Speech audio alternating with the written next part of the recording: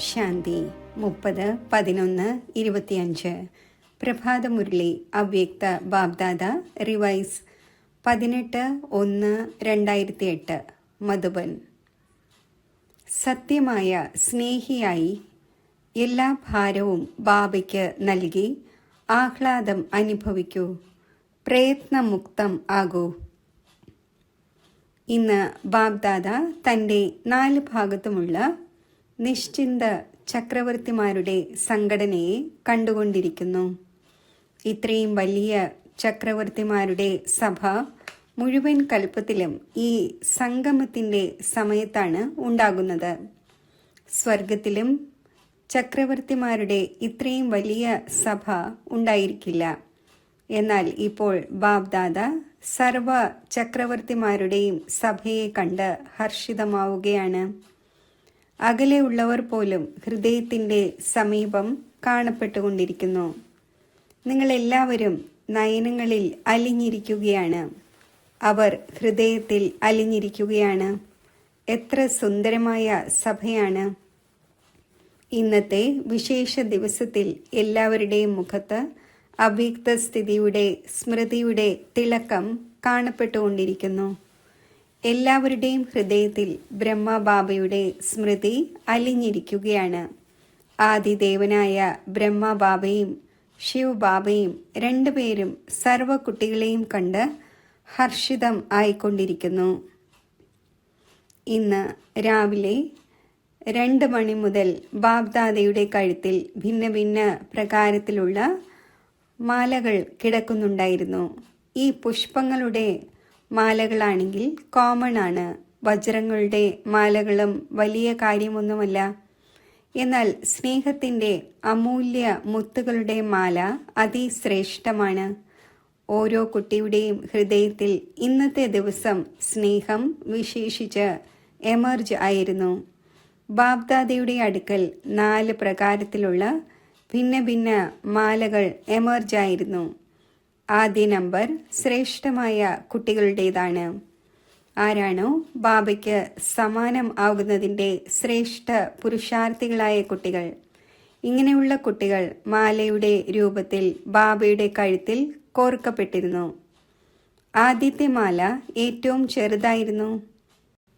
രണ്ടാമത്തെ മാല മറ്റുള്ള ഹൃദയത്തിൻ്റെ സ്നേഹത്തിന് സമീപമായ സമാനമാകുന്ന പുരുഷാർത്ഥികൾ ആയ കുട്ടികളുടെ മാലയാണ്. അവർ ശ്രേഷ്ഠ പുരുഷാർത്ഥി, ഇവർ പുരുഷാർത്ഥി. മൂന്നാമത്തെ മാലയായിരുന്നു. അത് വലുതായിരുന്നു. അത് ഇതായിരുന്നു: സ്നേഹിയുമാണ്, ബാബയുടെ സേവനത്തിൽ സഹചാരിയുമാണ്. എന്നാൽ ഇടയ്ക്ക് തീവ്ര പുരുഷാർത്ഥിയും ഇടയ്ക്കിടയ്ക്ക് കൊടുങ്കാറ്റുകളെ കൂടുതൽ നേരിടുന്നവർ. എന്നാൽ ആഗ്രഹിക്കുന്നവരാണ്. സമ്പന്നമാകുന്നതിനുള്ള ആഗ്രഹവും നല്ല രീതിയിൽ നിലനിൽക്കുന്നു. 4ാമത്തെ മാലയായിരുന്നു പരാതിക്കാരുടേത്. ഭിന്ന ഭിന്ന പ്രകാരത്തിലുള്ള കുട്ടികളുടെ അവ്യക്ത ഫരിസ്ത മുഖത്തിൻ്റെ രൂപത്തിലുള്ള മാലകളായിരുന്നു. ബാബ്ദാദയും ഭിന്ന ഭിന്ന മാലകൾ കണ്ട് സന്തോഷിക്കുകയും ചെയ്യുകയായിരുന്നു. സ്നേഹവും സകാശം അതിനോടൊപ്പം നൽകിക്കൊണ്ടുമിരുന്നു. ഇപ്പോൾ നിങ്ങളേവരും സ്വയം ചിന്തിക്കൂ, ഞാൻ ആരാണ്? എന്നാൽ 4 ഭാഗത്തുമുള്ള കുട്ടികളിൽ വിശേഷ സങ്കല്പം വർത്തമാന സമയത്തിൽ ഹൃദയത്തിൽ എമർജാണ്. ഇപ്പോൾ എന്തെങ്കിലും ചെയ്യുക തന്നെ വേണം. ഈ ഉന്മേഷവും ഉത്സാഹവും മെജോറിറ്റിയിലും സങ്കല്പ രൂപത്തിൽ ഉണ്ട്. സ്വരൂപത്തിൽ നമ്പർ വൈസാണ്, എന്നാൽ സങ്കല്പത്തിൽ ഉണ്ട്. ബാബ്ദാദ എല്ലാ കുട്ടികൾക്കും ഇന്നത്തെ സ്നേഹത്തിൻ്റെ ദിവസത്തിൻ്റെ, സ്മൃതിയുടെ ദിവസത്തിൻ്റെ, സമൃദ്ധിയുടെ ദിവസത്തിൻ്റെ വിശേഷ ഹൃദയത്തിൽ നിന്നുള്ള ആശീർവാദങ്ങളും ഹൃദയത്തിൽ നിന്നുള്ള ആശംസകളും നൽകുകയാണ്. ഇന്നത്തേത് വിശേഷിച്ച് സ്നേഹത്തിൻ്റെ ദിവസം ആയത് കാരണം മെജോറിറ്റിയും സ്നേഹത്തിൽ അലിഞ്ഞിരിക്കുകയാണ്. ഇതേപോലെ തന്നെ പുരുഷാർത്ഥത്തിൽ സദാ സ്നേഹത്തിൽ അലിഞ്ഞിരിക്കൂ. ലവ്ലീൻ ആയിരിക്കൂ. അപ്പോൾ സഹജമായ ഉപാധിയാണ് സ്നേഹം, ഹൃദയത്തിൽ നിന്നുള്ള സ്നേഹം, ബാബയുടെ പരിചയത്തിൻ്റെ സ്മൃതി സഹിതമുള്ള സ്നേഹം, ബാബയുടെ പ്രാപ്തികളുടെ സ്നേഹസമ്പന്ന സ്നേഹം. സ്നേഹം വളരെ സഹജമായ ഉപാധിയാണ്. കാരണം സ്നേഹിയായ ആത്മാവ് പ്രയത്നത്തിൽ നിന്നും രക്ഷപ്പെടുന്നു. സ്നേഹത്തിൽ ലീനമായത് കാരണം, സ്നേഹത്തിൽ അലിഞ്ഞിരിക്കുന്നത് കാരണം ഏതൊരു പ്രകാരത്തിലുള്ള പ്രയത്നവും മനോരഞ്ജനത്തിൻ്റെ രൂപത്തിൽ അനുഭവപ്പെടും. സ്നേഹി സ്വതവേ തന്നെ ദേഹത്തിൻ്റെ ബോധത്തിൽ നിന്നും, ദേഹത്തിൻ്റെ സംബന്ധത്തിൻ്റെ ശ്രദ്ധയിൽ നിന്നും, ദേഹത്തിൻ്റെ ലോകത്തിൻ്റെ ശ്രദ്ധയിൽ നിന്നും ഉപരിയായി സ്നേഹത്തിൽ സ്വതവേ തന്നെ ലയിച്ചിരിക്കുന്നു. ഹൃദയത്തിൽ നിന്നുള്ള സ്നേഹം ബാബയുടെ സമീപതയുടെയും കൂട്ടിൻ്റെയും സമാനതയുടെയും അനുഭവം ഉണ്ടാക്കിക്കുന്നു. സ്നേഹി സദാ സ്വയം തന്നെ ബാബയുടെ ആശീർവാദങ്ങൾക്ക് പാത്രമായി മനസ്സിലാക്കുന്നു. സ്നേഹം അസംഭവ്യത്തെയും സഹജമായി സംഭവ്യമാക്കുന്നു. സദാ തൻ്റെ മസ്തകത്തിൽ, ശിരസിൽ ബാബയുടെ സഹയോഗത്തിൻ്റെയും സ്നേഹത്തിൻ്റെയും കൈ അനുഭവിക്കുന്നു. നിശ്ചയബുദ്ധി നിശ്ചിന്തം ആയിരിക്കുന്നു. ആദിയിൽ സ്ഥാപനയുടെ സമയത്തുള്ള കുട്ടികളായ നിങ്ങൾക്ക് ആദിയിലെ സമയത്തിൻ്റെ അനുഭവമുണ്ട്. ഇപ്പോഴും സേവനത്തിൻ്റെ ആദിയിൽ നിമിത്തമായ കുട്ടികൾക്ക് ഈ അനുഭവമുണ്ട്. ആദിയിൽ എല്ലാ കുട്ടികൾക്കും ബാബയെ ലഭിച്ചു. ആ സ്മൃതിയിലൂടെ സ്നേഹത്തിൻ്റെ ലഹരി എത്രമാത്രം ഉണ്ടായിരുന്നു. നോളജ് പിന്നീടാണ് ലഭിച്ചത്. എന്നാൽ ആദ്യം ആത്മീയ സ്നേഹത്തിൻ്റെ ലഹരിയിൽ ലയിച്ചിരുന്നു. ബാബ സ്നേഹത്തിൻ്റെ സാഗരമാണ്. അപ്പോൾ മെജോറിറ്റി കുട്ടികളും ആദ്യം മുതൽ സ്നേഹത്തിൻ്റെ സാഗരത്തിൽ ലയിച്ചിരിക്കുകയാണ്. പുരുഷാർത്ഥത്തിൻ്റെ വേഗതയിൽ വളരെ നല്ല സ്പീഡിൽ പോയിക്കൊണ്ടിരിക്കുകയാണ്. എന്നാൽ ചില കുട്ടികൾ സ്നേഹത്തിൻ്റെ സാഗരത്തിൽ ലയിക്കുന്നു. ചിലർ കേവലം മുങ്ങിയ ശേഷം പുറത്തു വരുന്നു. അതിനാൽ എത്രത്തോളം ലയിച്ചിരിക്കുന്ന കുട്ടികൾക്ക് പ്രയത്നം കുറവായി തോന്നുന്നു, അത്രയും അവർക്ക് ഇല്ല. ചിലപ്പോൾ പ്രയത്നം, ചിലപ്പോൾ സ്നേഹം, രണ്ടിലും ഇരിക്കുന്നു. എന്നാൽ ആരാണോ സ്നേഹത്തിൽ ലവ്ലീൻ ആയിരിക്കുന്നത്, അവർ സദാ സ്വയം ഛത്രഛായയ്ക്കുള്ളിൽ ഇരിക്കുന്നതിൻ്റെ അനുഭവം ചെയ്യുന്നു. ഹൃദയത്തിൽ നിന്നുള്ള സ്നേഹമുള്ള കുട്ടികൾ പ്രയത്നത്തെയും സ്നേഹത്തിലേക്ക് പരിവർത്തനപ്പെടുത്തുന്നു. അവരുടെ മുന്നിൽ പർവ്വതം പോലെയുള്ള സമസ്യ പോലും പർവ്വതമല്ല, എന്നാൽ പഞ്ഞിക്ക് സമാനമായി അനുഭവപ്പെടുന്നു. കല്ല് പോലും ജലം പോലെ അനുഭവപ്പെടുന്നു.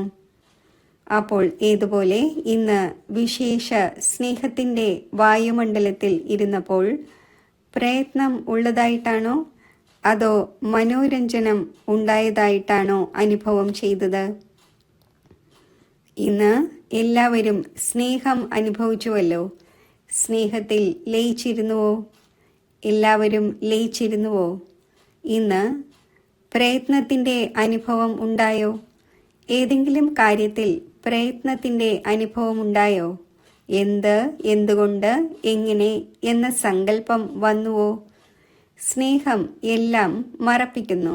അപ്പോൾ ബാബ് ദാദ പറയുന്നു, ബാബയുടെ ഈ സ്നേഹത്തെ മറക്കാതിരിക്കൂ. സ്നേഹത്തിൻ്റെ സാഗരത്തെ ലഭിച്ചിരിക്കുകയാണ്.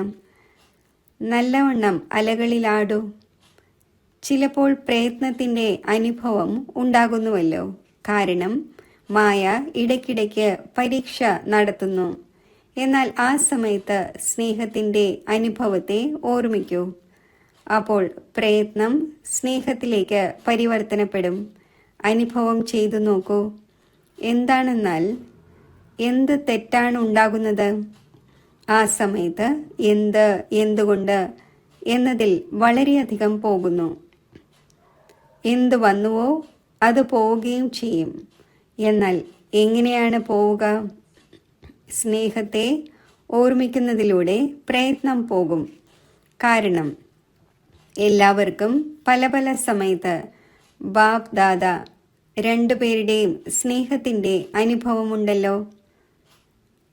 അനുഭവമുണ്ടല്ലോ, എപ്പോഴെങ്കിലും ചെയ്തിട്ടുണ്ടല്ലോ.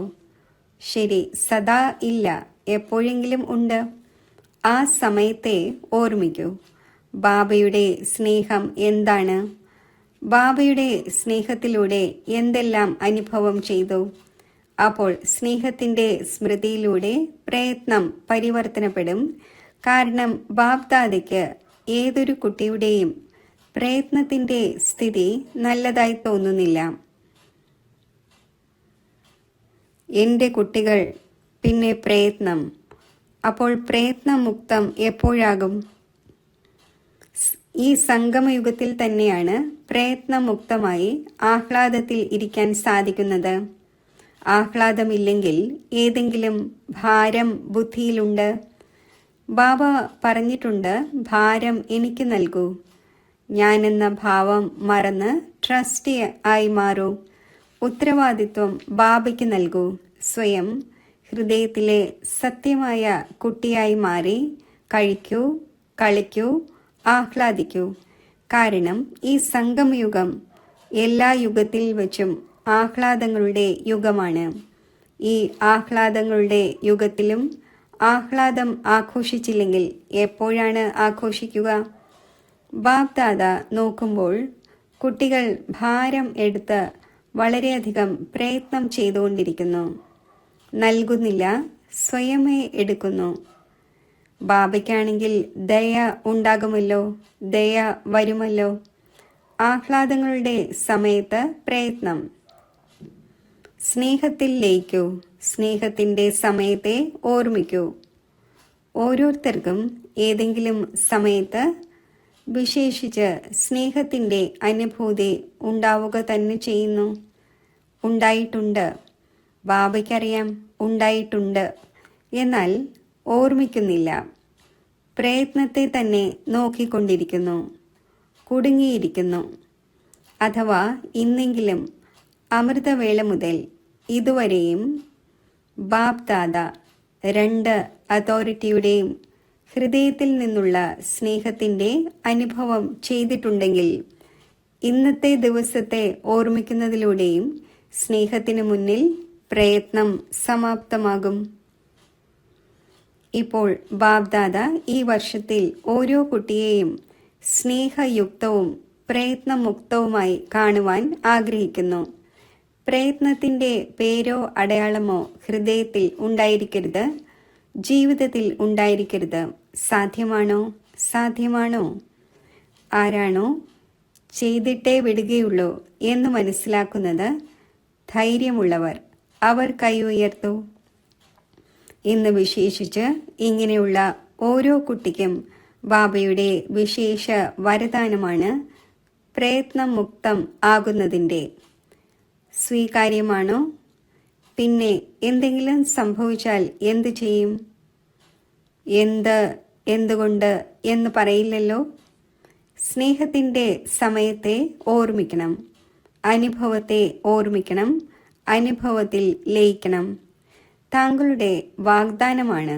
ബാബയും കുട്ടികളോട് ചോദ്യം ചോദിക്കുന്നു. ഇന്ന് എല്ലാവരുടെയും വാഗ്ദാനമാണ്. നമ്മൾ ബാബയിലൂടെ 21 ജന്മങ്ങളിലേക്ക് ജീവൻ മുക്ത അവസ്ഥയുടെ പദവി പ്രാപ്തമാക്കിക്കൊണ്ടിരിക്കുന്നു. ആക്കുക തന്നെ ചെയ്യും. അപ്പോൾ ജീവൻ മുക്തിയിൽ പ്രയത്നമുണ്ടോ? 21 ജന്മത്തിൽ ഒരു ജന്മം സംഗമത്തിൻ്റെതാണ്.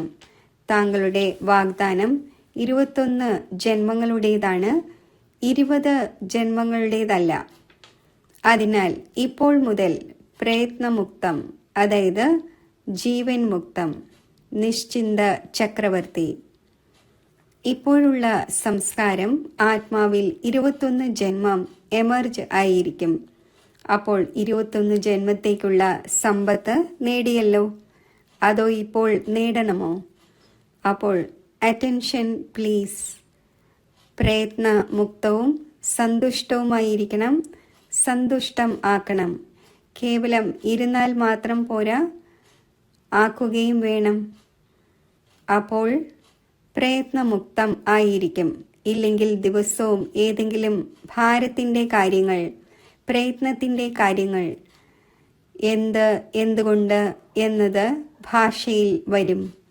ഇപ്പോൾ സമയത്തിൻ്റെ സമീപത കണ്ടുകൊണ്ടിരിക്കുകയാണ്.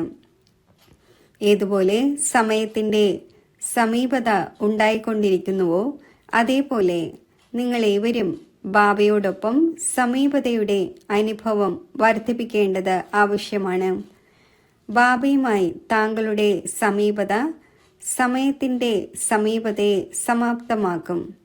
നിങ്ങളെല്ലാ കുട്ടികൾക്കും ആത്മാക്കളുടെ ദുഃഖത്തിൻ്റെയും അശാന്തിയുടെയും ശബ്ദം കാതുകളിൽ കേൾക്കപ്പെടുന്നില്ലേ?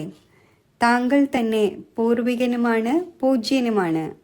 അപ്പോൾ ഹേ പൂർവികരായ ആത്മാക്കളെ, ഹേ പൂജ്യ ആത്മാക്കളെ, എപ്പോൾ വിശ്വമംഗളത്തിൻ്റെ കാര്യം സമ്പന്നമാക്കും?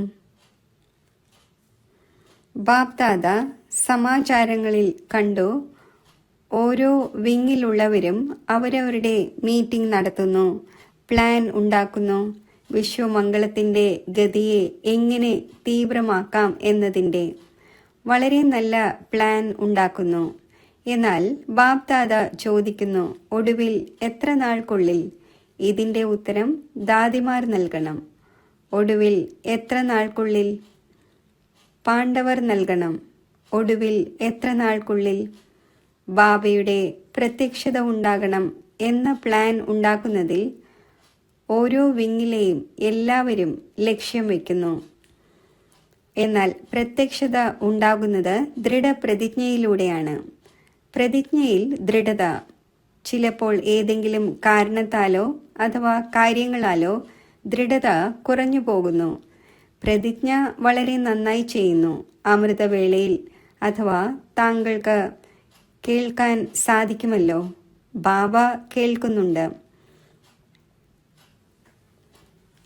എല്ലാവരുടെയും ഹൃദയത്തിലെ ശബ്ദം കേൾക്കാൻ സാധിക്കും വിധത്തിൽ ഇപ്പോൾ സയൻസ് താങ്കളുടെ അടുക്കൽ അങ്ങനെയുള്ള സാധനം നൽകിയിട്ടില്ല. ബാബ്ദാദ കേൾക്കുന്നു. വാഗ്ദാനങ്ങളുടെ മാലകൾ, സങ്കൽപ്പിക്കുന്നതിൻ്റെ കാര്യങ്ങൾ ഇത്രയും നല്ല നല്ല ഹൃദയത്തെ സന്തോഷിപ്പിക്കുന്നവയാണ്. അതിലൂടെ ബാബ്ദാദ പറയുന്നു, ആഹാ കുട്ടികളെ, ആഹാ, കേൾപ്പിക്കട്ടെ എന്തെല്ലാമാണ് ചെയ്യുന്നതെന്ന്. എപ്പോഴാണോ കർമ്മത്തിൽ വരുന്നത്, മുരളി വരെയും 75% ശരിയായിരിക്കുന്നു.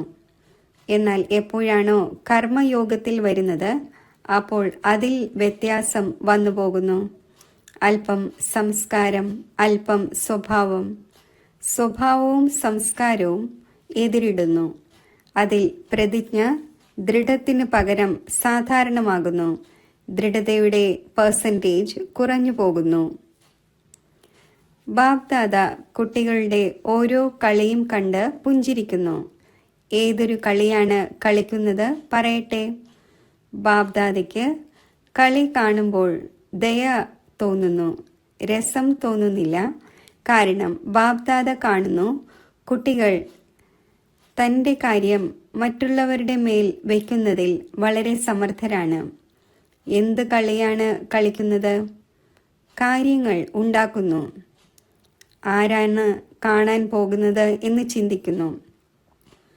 എനിക്കറിയാം, എൻ്റെ ഹൃദയത്തിനറിയാം.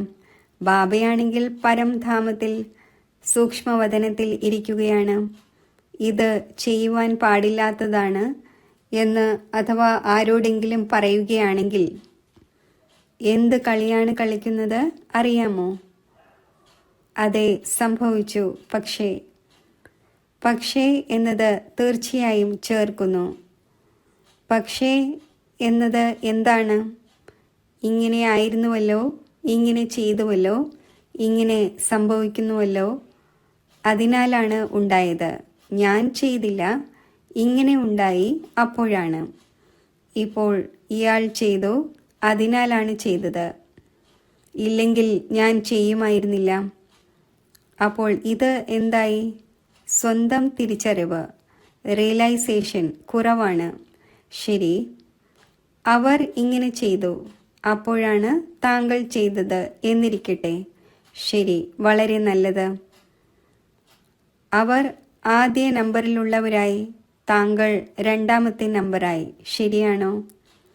ബാബ്ദാദ ഇതും അംഗീകരിക്കുന്നുണ്ട്. താങ്കൾ ആദ്യ നമ്പറല്ല, രണ്ടാമത്തെ നമ്പറാണ്. എന്നാൽ ആദ്യ നമ്പറിലുള്ളവർ പരിവർത്തനപ്പെടട്ടെ, അപ്പോൾ ഞാൻ ശരിയാകാം എന്ന് അഥവാ താങ്കൾ ചിന്തിക്കുന്നുവെങ്കിൽ ശരിയാണോ? ആ സമയത്ത് ഇങ്ങനെയാണല്ലോ മനസ്സിലാക്കുന്നത്. ആദ്യ നമ്പറിലുള്ളവർ പരിവർത്തനപ്പെടുന്നു എന്നിരിക്കട്ടെ. ബാബ്ദാദ ആദ്യ നമ്പറിലുള്ള എല്ലാവരോടും പറയുന്നു, താങ്കളുടെ തെറ്റാണ്, താങ്കളാണ് പരിവർത്തനപ്പെടേണ്ടത്. ശരിയാണ്. ശരി, അഥവാ ആദ്യ നമ്പറിലുള്ളവർ പരിവർത്തനം ചെയ്തുവെങ്കിൽ ആദ്യത്തെ നമ്പർ ആർക്ക് ലഭിക്കും? താങ്കൾക്ക് ആദ്യത്തെ നമ്പർ ഉണ്ടാവുകയില്ല. പരിവർത്തന ശക്തിയിൽ താങ്കളുടേത് ആദ്യ നമ്പർ ആയിരിക്കുകയില്ല. ആദ്യ നമ്പർ താങ്കൾ അവർക്ക് നൽകി. അപ്പോൾ താങ്കളുടെ നമ്പർ ഏതായി? രണ്ടാമത്തെ നമ്പറായില്ലേ? താങ്കളോട് രണ്ടാമത്തെ നമ്പറാണ് എന്നഥവാ പറയുകയാണെങ്കിൽ സമ്മതിക്കുമോ? സമ്മതിക്കുമോ? ഇങ്ങനെ പറയും, ഇങ്ങനെയായിരുന്നു, അങ്ങനെയായിരുന്നു, എങ്ങനെയായിരുന്നു. ഈ ഭാഷ വളരെയധികം കളിയിൽ വരുന്നു. ഇങ്ങനെ, അങ്ങനെ, എങ്ങനെ. ഈ കളി അവസാനിപ്പിച്ച് എനിക്ക് പരിവർത്തനപ്പെടണം. ഞാൻ പരിവർത്തനപ്പെട്ട് മറ്റുള്ളവരെ പരിവർത്തനപ്പെടുത്തണം. എന്നാൽ അഥവാ മറ്റുള്ളവരെ പരിവർത്തനപ്പെടുത്തുവാൻ സാധിക്കുന്നില്ലെങ്കിൽ ശുഭഭാവനയും ശുഭകാമനയും വയ്ക്കാൻ സാധിക്കും. അത് താങ്കളുടെ സ്വന്തം വസ്തുവാണല്ലോ. അപ്പോൾ എനിക്ക് അർജുനൻ ആകണം. വിശ്വത്തിലെ ആദ്യത്തെ രാജ്യധാരികളായ ലക്ഷ്മി നാരായണന് സമീപം താങ്കൾക്കാണോ വരേണ്ടത്, അതോ രണ്ടാമത്തെ നമ്പറിലുള്ളവർക്കാണോ? ബാബ്ദാദയുടെ ഈ വർഷത്തെ ആശ ഇതാണ്: എല്ലാ ബ്രാഹ്മണ ആത്മാക്കളും ബ്രഹ്മകുമാർ ബ്രഹ്മകുമാരിമാർ ഏതുപോലെ ഇവിടെ ഈ ബാഡ്ജ് ധരിക്കുന്നുണ്ടല്ലോ, എല്ലാവരും ധരിക്കുന്നുണ്ടല്ലോ. ഇവിടെ വന്നാലും താങ്കൾക്ക് ബാഡ്ജ് ലഭിക്കുന്നുവല്ലോ. ചിലപ്പോൾ പേപ്പറിൻ്റെ, ചിലപ്പോൾ സ്വർണത്തിൻ്റെ, ചിലപ്പോൾ വെള്ളിയുടേത്. അപ്പോൾ ഏതുപോലെ ഇവിടെ ബാഡ്ജ് ധരിക്കുന്നുവോ അതേപോലെ ഹൃദയത്തിൽ, മനസ്സിൽ ഈ ബാഡ്ജ് അണിയൂ. എനിക്ക് പരിവർത്തനപ്പെടണം, എനിക്ക് നിമിത്തമാകണം. ഇത് മാറണം, ഈ കാര്യം മാറണം, ഈ വ്യക്തി മാറണം, ഈ സർക്കംസ്റ്റൻസ് മാറണം. പാടില്ല, എനിക്ക് മാറണം. കാര്യങ്ങൾ വരും. താങ്കൾ ഉയരങ്ങളിലേക്ക് പോയിക്കൊണ്ടിരിക്കുകയാണ്. ഉയർന്ന സ്ഥാനത്ത് സമസ്യകളും ഉയർന്നത് വരുമല്ലോ. എന്നാൽ ഏതുപോലെ ഇന്ന് നമ്പർ അനുസരിച്ച് യഥാശക്തി സ്നേഹത്തിൻ്റെ സ്മൃതിയുടെ വായുമണ്ഡലം ഉണ്ടായിരുന്നു, അതേപോലെ തൻ്റെ മനസ്സിൽ സദാ സ്നേഹത്തിൽ ലൗലീൻ ആയിരിക്കുന്നതിൻ്റെ വായുമണ്ഡലം സദാ എമർജാക്കി വയ്ക്കൂ. ബാബ്ദാദയുടെ അടുക്കൽ വളരെ നല്ല നല്ല സമാചാരം വരുന്നു. സങ്കല്പം വരെ വളരെ നല്ലതാണ്. സ്വരൂപത്തിൽ വരുന്നതിൽ യഥാശക്തി ആയി പോകുന്നു. ഇപ്പോൾ 2 മിനിറ്റ് എല്ലാവരും പരമാത്മാ സ്നേഹത്തിൽ സംഗമയുഗത്തിൻ്റെ ആത്മീയ ആഹ്ലാദത്തിൻ്റെ സ്ഥിതിയിൽ സ്ഥിതി ചെയ്യൂ. ഡ്രിൽ ചെയ്യിച്ചു. ശരി, ഈ അനുഭവം ഓരോ ദിവസവും വീണ്ടും വീണ്ടും സമയം പ്രതി സമയം അനുഭവം ചെയ്തുകൊണ്ടിരിക്കണം. സ്നേഹത്തെ ഉപേക്ഷിക്കരുത്. സ്നേഹത്തിൽ ലയിക്കുവാൻ പഠിക്കൂ. ശരി. 4 ഭാഗത്തുമുള്ള യോഗയുക്തവും യുക്തിയുക്തവും രഹസ്യയുക്തവും സ്വയവും രഹസ്യത്തെ അറിഞ്ഞ് സദാ തൃപ്തമായിരിക്കുന്നവരും തൃപ്തമാക്കുന്നവരും. കേവലം സ്വയം തൃപ്തമായിരുന്നാൽ പോരാ, തൃപ്തം ആക്കുകയും വേണം. ഇങ്ങനെയുള്ള സദാ സ്നേഹത്തിൻ്റെ സാഗരത്തിൽ ലൗലീനമായ കുട്ടികൾക്ക്, സദാ ബാബയ്ക്ക് സമാനം ആകുന്നതിൻ്റെ തീവ്രഗതിയുടെ പുരുഷാർത്ഥികളായ കുട്ടികൾക്ക് സദാ അസംഭവ്യത്തെയും സഹജമായി സംഭവ്യമാക്കുന്ന ശ്രേഷ്ഠ ആത്മാക്കൾക്ക്, സദാ ബാബയുടെ കൂടെ ഇരിക്കുന്നവരും ബാബയുടെ സേവനത്തിൽ സഹചാരി ആയിരിക്കുന്നവരുമായ ഇങ്ങനെയുള്ള വളരെ വളരെ ലക്കിയും ലൗലിയുമായ കുട്ടികൾക്ക് ഇന്നത്തെ അവ്യക്ത ദിവസത്തിൻ്റെ അവ്യക്ത ഫരിസ്ത സ്വരൂപത്തിൻ്റെ സ്നേഹസ്മരണകൾ, ഹൃദയത്തിൽ നിന്നുള്ള ആശീർവാദങ്ങൾ. ശരി. വരദാനം. ഓർമ്മയുടെ മാന്ത്രിക മന്ത്രത്തിലൂടെ സർവസിദ്ധികളും പ്രാപ്തമാക്കുന്ന സിദ്ധി സ്വരൂപമായി ഭവിക്കട്ടെ. ബാബയുടെ ഓർമ്മ തന്നെയാണ് ഇന്ദ്രജാലത്തിൻ്റെ മന്ത്രം. ഈ ഇന്ദ്രജാലത്തിൻ്റെ മന്ത്രത്തിലൂടെ ഏതൊരു സിദ്ധി ആഗ്രഹിക്കുന്നുവോ അത് പ്രാപ്തമാക്കുവാൻ സാധിക്കും. ഏതുപോലെ സ്ഥൂലത്തിലും ഏതെങ്കിലും കാര്യത്തിൻ്റെ സിദ്ധിക്കു വേണ്ടി മന്ത്രം ജപിക്കുന്നു, ഇതേപോലെ ഇവിടെയും അഥവാ ഏതെങ്കിലും കാര്യത്തിൽ സിദ്ധി ആവശ്യമാണെങ്കിൽ ഈ ഓർമ്മയുടെ മഹാമന്ത്രം തന്നെയാണ് വിധി സ്വരൂപം. ഈ മാന്ത്രിക മന്ത്രം സെക്കൻഡിൽ പരിവർത്തനപ്പെടുത്തുന്നു. ഇതിനെ സദാ സ്മൃതിയിൽ വയ്ക്കൂ. അപ്പോൾ സദാ സിദ്ധി സ്വരൂപമായി മാറും. കാരണം ഓർമ്മയിൽ ഇരിക്കുന്നത് വലിയ കാര്യമല്ല, സദാ ഓർമ്മയിൽ ഇരിക്കണം. ഇതാണ് വലിയ കാര്യം. ഇതിലൂടെ സർവസിദ്ധികളും പ്രാപ്തമാകുന്നു. സ്ലോഗൻ: സെക്കൻഡിൽ വിസ്താരത്തെ സാരരൂപത്തിൽ ഒതുക്കുക എന്നാൽ അന്തിമ സർട്ടിഫിക്കറ്റ് നേടുക എന്നർത്ഥം. അവ്യക്ത സൂചന: അശരീരിയുടെയും വിദേഹി സ്ഥിതിയുടെയും അഭ്യാസം വർദ്ധിപ്പിക്കൂ. ഏതുപോലെ ആർക്കെങ്കിലും ശരീരത്തിൻ്റെ വസ്ത്രം സഹജമായി മാറ്റാൻ സാധിക്കുന്നു, അതേപോലെ ഈ ശരീരമാകുന്ന വസ്ത്രവും സഹജമായി മാറ്റുവാൻ സാധിക്കണം. സഹജമായി തന്നെ വേണ്ട സമയത്ത് ധാരണ ചെയ്യാൻ സാധിക്കണം. ഇതിൻ്റെ അഭ്യാസം ആവശ്യമാണ്. അഥവാ വസ്ത്രം ഇറുകിയത് അഥവാ ടൈറ്റാണ് എങ്കിൽ സഹജമായി ഊരാൻ സാധിക്കില്ല. ഇതേപോലെ ഈ ദേഹമാകുന്ന വസ്ത്രവും ഏതെങ്കിലും സംസ്കാരത്തിൽ ഒട്ടിപ്പിടിച്ച് ഇറുകിയതോ ടൈറ്റോ ആകരുത്. ഇതിനുവേണ്ടി എല്ലാ കാര്യങ്ങളിലും ഈസി ആയിരിക്കൂ. അഥവാ ഈസി ആയിരിക്കുമെങ്കിൽ എല്ലാ കാര്യങ്ങളും ഈസിയാകും. എത്രത്തോളം പഴയ സംസ്കാരങ്ങളിൽ നിന്നും വേറിട്ടിരിക്കുമോ അത്രയും അവസ്ഥയും വേറിട്ടതാകും.